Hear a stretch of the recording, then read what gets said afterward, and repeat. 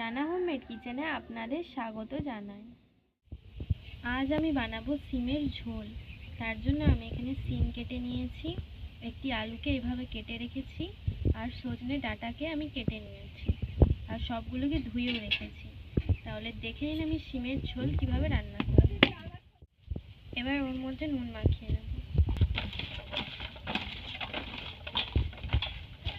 মাখানো হয়ে গেছে। এবারে পাশে আমি একটি কড়া বসিয়ে দিয়েছি, পরিমাণ মতো রিফাইন তেল দিয়ে দেব। এবার কেটে রাখা আলুগুলো ভেজে নেব।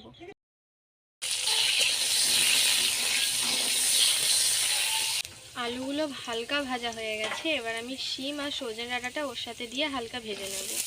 যেহেতু এই রান্নাটা একজনের করছি, সেই কারণে সব সবজিগুলো আমার অল্প পরিমাণে আছে। সবগুলো হালকা ভাজা হয়ে গেছে, আর আমি আগে থেকেই 2 চামচ মতো সাদা সর্ষে বেটে রেখেছিলাম। এবার ওটা ওর মধ্যে দিয়ে দেব। আর দিয়ে দেব একটা কাঁচা লঙ্কা বাটা, আর হাফটা টমেটোকে পেস্ট করে রেখেছিলাম, ওটাও দিয়ে দিলাম। 1 চামচ হলুদ গুঁড়ো দিয়ে ভালো করে কষিয়ে নেব। কষানো হয়ে গেছে, এবার আমি জল দিয়ে দেব।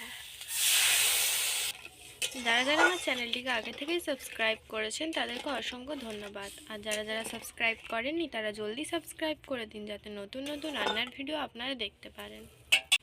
এবার ওর মধ্যে পরিমাণ মতো নুন দিয়ে দিলাম, আর দিয়ে দেব অল্প পরিমাণে চিনি। এবার সেদ্ধ করার জন্য আমি ঢাকা দিয়ে দেব। 10 মিনিট পর আমি ঢাকাটা খুলে নেব। শিমগুলো আর আলুগুলো সেদ্ধ হয়ে গেছে নাকি দেখব। সেদ্ধ হয়ে গেছে। এই রেসিপিটা সম্পূর্ণ নিরামিষ, আপনার বাড়িতে অবশ্যই ট্রাই করবেন, আর খেয়ে কমেন্টে জানাবেন কেমন লাগলো। আমার শিমের ঝোল তৈরি। এবার আমি নামিয়ে নেব। নামানো হয়ে গেছে। এটি দেখতেও যেমন সুন্দর হয়েছে, গরম গরম ভাতের সাথে দারুণ লাগবে খেতে। তো আপনারা বাড়িতে অবশ্যই ট্রাই করবেন। তো ভালো থাকবেন, সুস্থ থাকবেন, টাটা।